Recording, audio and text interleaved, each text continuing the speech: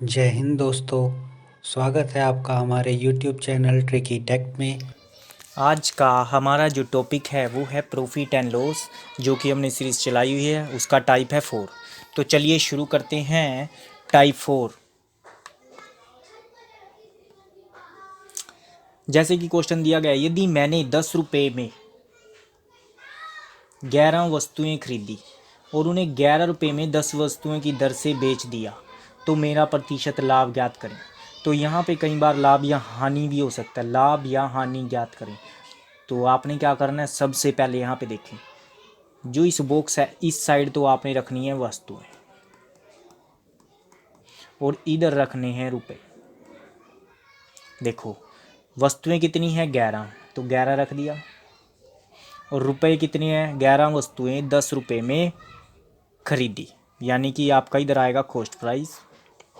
Next, और अगली line है, हमने 11 रुपये में 10 वस्तुओं की दर से बेच दिया, तो वस्तुएं अब कितनी हैं 10 और 11 रुपये में बेच दी, तो ये आएगा आपका बेचना वर्ड है तो सेलिंग प्राइस।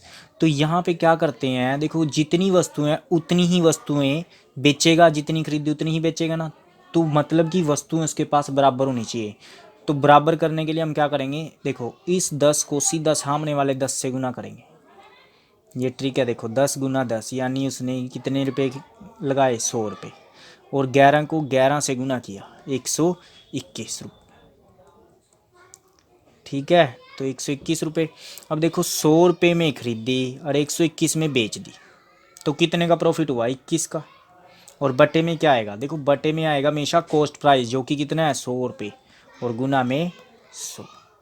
तो 100 से 100 कैंसिल, क्या आंसर आएगा 21%, और वो भी क्या है, लाभ। तो आपका आंसर क्या आएगा 21।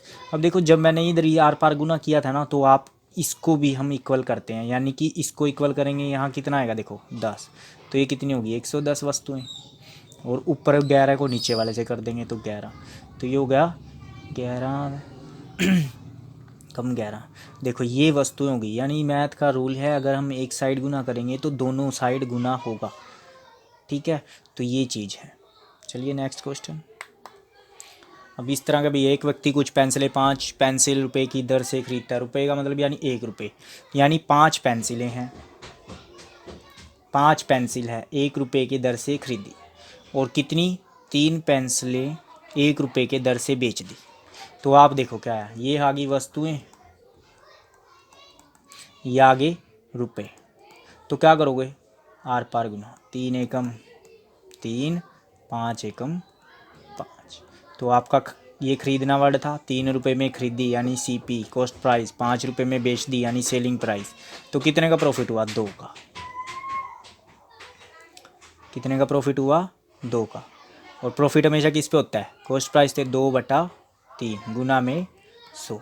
तो कितना कटता नहीं, 200/3, और 200/3 को आप क्या लिख सकते हो, 200 को 3 से भाग करोगे क्या आएगा, 3 छिके 18, फिर कितने 3 छिके 18, तो 66 से ही 2/3, जो कि आपका आंसर है। लेकिन आपको ये चीज़ करने की ज़रूरत नहीं होती, आपने खुद यहाँ पे देखो, तो 66 से ही 2/3, आपने लास्ट टिकट्स पे ध्यान देना है। जैसे 3 छिके 18, 2 20, 3 पन्ने 15, यानी ये 150 के आसपास बनेगा, उसमें 2 जोड़ नहीं बनता। यहाँ 3 छिके 18, 3 छिके 18, 2 20, पूरा बनेगा 200/3, तो आपका आंसर आ जाएगा। नेक्स्ट, अब नेक्स्ट क्वेश्चन है, 25 रुपये में 10 संतरे की दर से संतरे खरीदे गए। देखो खरीदे गए, तब भी आपने उल्टा लिख देना इसको, 10 संतरे कितने खरीदे, 25 रुपये के। ये वस्तुएं यानी कि थिंग्स। अब 25 रुपये में कितने संतरे बेचे, 9 संतरे कितने के बेचे, 25 रुपये के। तो आर पार गुना करोगे, देखो 9 को 25 से किया, 25 निमा 225 रुपये में कोई चीज़ खरीदी यानी सीपी, और बेची कितने की, 10 × 25 250 रुपये में सेल कर दी। तो कितने रुपए का प्रॉफिट हुआ, 25 रुपये का। किस पर प्रॉफिट, हमेशा कॉस्ट प्राइस पर। जब तक क्वेश्चन में कहा ना जाए ना कि प्रॉफिट किस पे काउंट होता है, प्रॉफिट हमेशा सीपी पे काउंट होता है। अगर क्वेश्चन में कहा दे कि प्रॉफिट विक्रय मूल्य पर ज्ञात करें, तब आप विक्रय मूल्य लोगे नीचे, गुना में 100। तो 25 एकम 25, 25 निमा 225, 25 का टेबल याद होना चाहिए, जो कि पेपर में बहुत बार आता है, 100/9।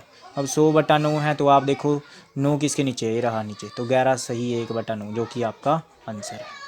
नेक्स्ट, ये वही सेम क्वेश्चन है। एक चीज़ बताता हूँ, देखो यहाँ पे पिछला भी क्वेश्चन कराया ना आपने और ये भी। अब जब आपको सीधा कहा गया 2 चॉकलेट रुपए की दर से, रुपए मतलब 1, तो आपने क्या, जो यहाँ पे खरीदने वाला है वो तो आपका हो जाएगा सेलिंग प्राइस, और जो सेलिंग प्राइस है वो हो जाएगा आपका बेचने वाला।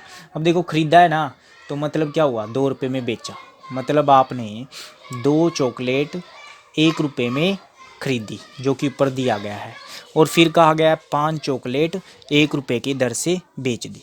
तो देखो 5 एकम 5 गुना करेंगे, 5 रुपये में खरीदी, 2 एकम 2, 2 में बेच दी। तो आपका क्या हुआ, ये सेलिंग प्राइस हुआ, ये कॉस्ट प्राइस। तो कितने का घाटा हुआ, 5 में खरीदी और 2 में बेच दी, तो 3 रुपये का घाटा हुआ कि नहीं आपका। तो 3 रुपये की हानि हुई, किस पे होती है हमारी, तो हमेशा कॉस्ट प्राइस। तो बटे में क्या आएगा 5 और गुना में 100।